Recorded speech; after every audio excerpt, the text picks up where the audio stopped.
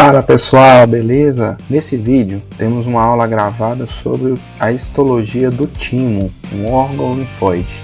Se você quer saber mais sobre como as células do timo estão organizadas, fica nesse vídeo e você vai aprender bastante. Vamos para a vinheta.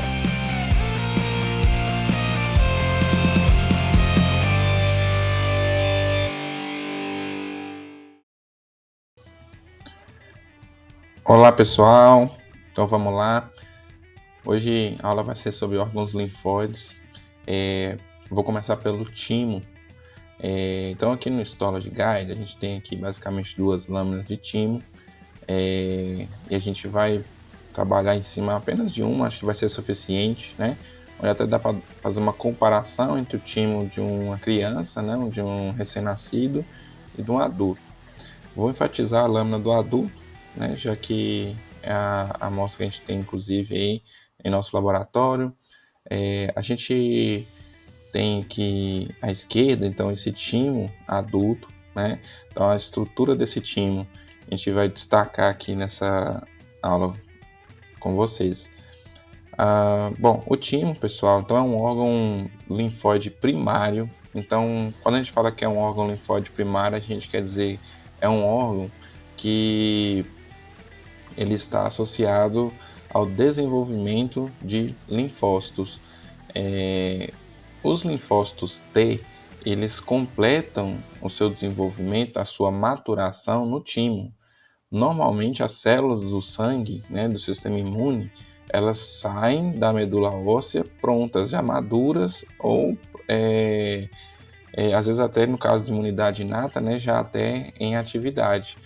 No caso das células T, as células T são produzidas na medula óssea, mas precisam de sofrer um processo de maturação tímica, que nós chamamos de educação tímica também. A gente faz muita analogia que é como se o timo fosse uma espécie de faculdade, né? Onde a célula T fosse ali aprender o seu ofício, a sua função. Então, é dessa estrutura que a gente está falando. É um órgão que ele é maior na infância, né, até a puberdade, e desde então ele vai diminuindo o seu tamanho, ele vai sendo preenchido por tecido conjuntivo, por tecido adiposo, e essa é a diferença, por exemplo, quando a gente compara, né, o timo neonatal, que está aqui à direita, do timo adulto. Quando a gente for analisar então a lâmina aqui, nós vamos ver que a estrutura tímica é revestida por uma cápsula fibrosa, né, de tecido conjuntivo. Tá? Então aqui, ó, deixa eu aumentar aqui nosso campo de visualização, podemos ver que essa cápsula fibrosa, que ela está associada aqui intimamente, né, à superfície externa do timo.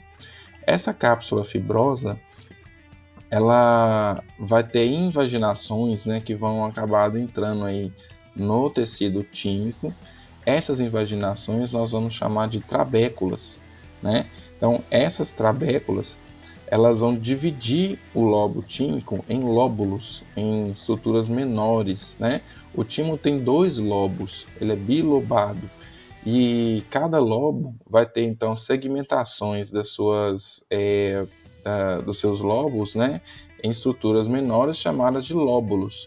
Né? Então, essa segmentação, essa septação, né, vai acontecer a partir de invaginações da estrutura da cápsula, ou seja, do tecido conjuntivo sobre o timo. Né? Se eu der um zoom aqui, a gente consegue às vezes observar essas entrâncias, né, da matriz extracelular tímica, que vai carregar junto aí, ao entrar no timo, vai carregar consigo aí vasos, por exemplo, vasos sanguíneos, né, vasos linfáticos, e a composição disso aí vai ser basicamente tecido conjuntivo propriamente dito, denso, não modelado. Tá? E aí, nosso enfoque aqui, basicamente, vai ser nas estruturas definidas pelos lóbulos, né? Vou diminuir aqui a visão, né?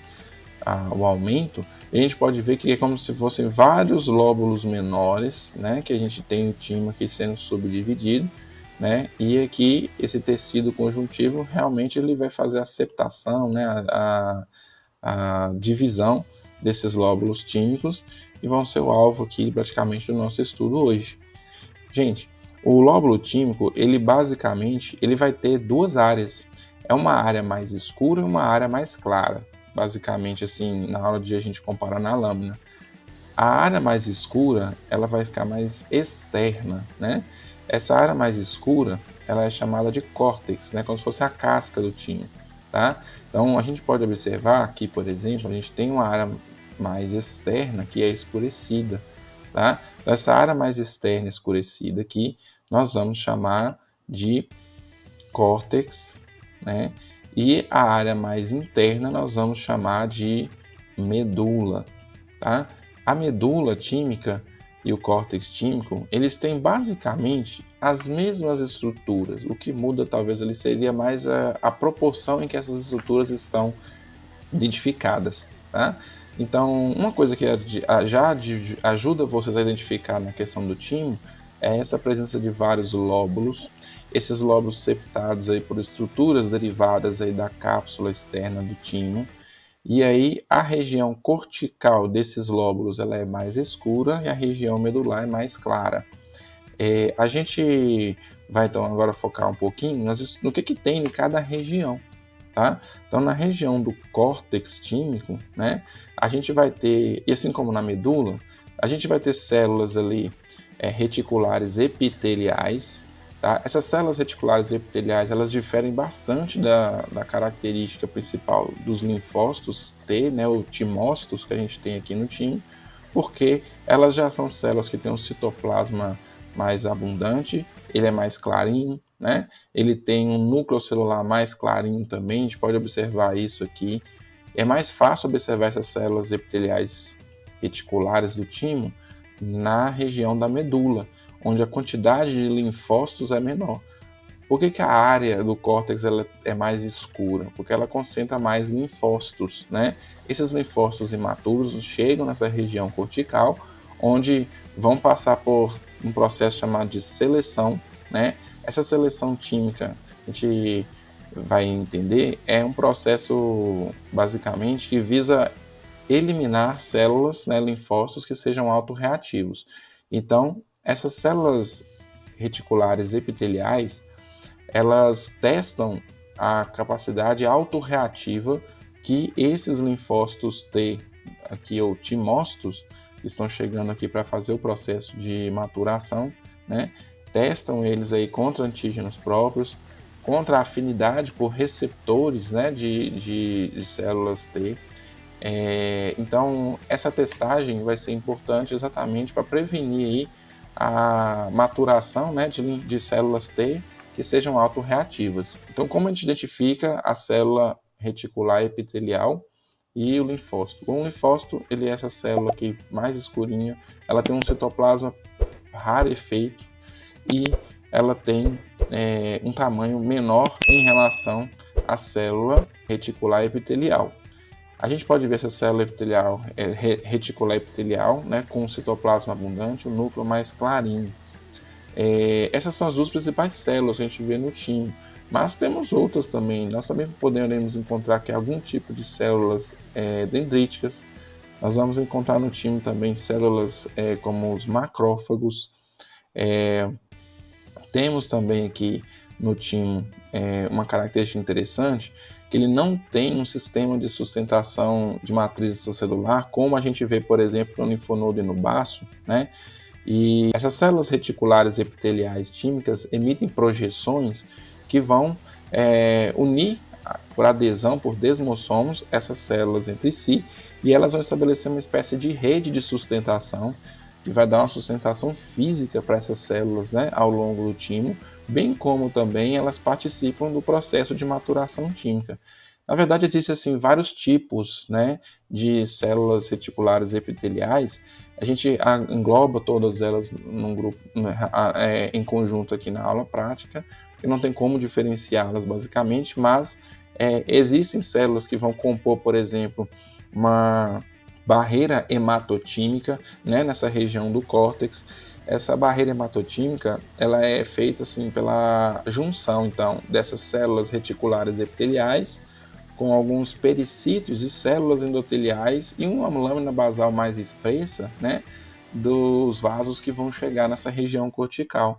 A ideia aqui dessa barreira hematotímica é basicamente evitar que antígenos sanguíneos, porventura, aí, adentrem nesse córtex do lóbulo tímico e acabe aí testando, né, selecionando alguns linfócitos T, né, e interferindo no processo de maturação.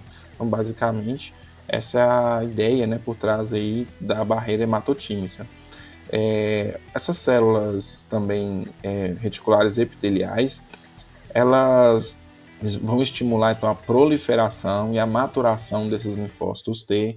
Elas secretam substâncias, né, hormonais, como a timosina, a timulina, o fator tímico, a timopoetina, tá? Que vão aí levar então o processo de maturação dos linfócitos T ao longo do timo. Esse processo começa no córtex e termina na medula. Então, muitos dos linfócitos T vão ser eliminados ao longo do próprio córtex. Por isso, a medula tem uma quantidade menor de células T. E, por isso, também nós podemos observar que os linfócitos T da medula tímica, eles têm um núcleo um pouco mais ativado. Ele está com uma cromatina aí mais clarinha, né? Isso quer dizer que tem ali ativação gênica. Então, mostrando aí que essa célula já tem um pouco de atividade gênica, não é uma célula T ativada ainda, mas ela já tem um pouco mais de expressão gênica do que a célula imatura presente no córtex. Isso altera bastante, então, influencia a coloração da medula em relação ao córtex tímico. Por isso, o córtex tímico tem mais células, mais escuras, e a medula tem menos linfócitos e esses linfócitos têm uma cromatina mais clara, que dessa tonalidade mais clara a medula tímica, do lóbulo tímico. Além disso, fica mais evidente, né, a presença dessas células reticulares epiteliais também na medula tímica. Uma coisa interessante que é importante ressaltar e que ajuda também até a identificar o timo, né, é a presença nessa região da medula tímica, do lóbulo tímico, de uma estrutura chamada de corpúsculo tímico ou corpúsculo de Hassall, né? Esse corpúsculo tímico a gente pode identificar ele assim facilmente porque ele é relativamente bem grande.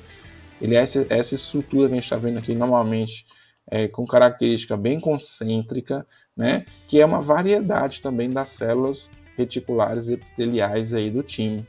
Essas células, elas têm aqui essa coloração na região mais central aqui, bem avermelhada, né? Bem acidófila.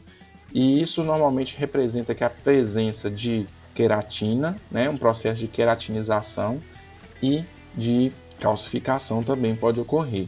Não se sabe ainda exatamente o que esse corpúsculo faz a sua função no timo. Acredita-se que ele tenha a capacidade, né, de estar produzindo algumas substâncias que influenciem e estimulem a maturação dessas células T ao longo do timo.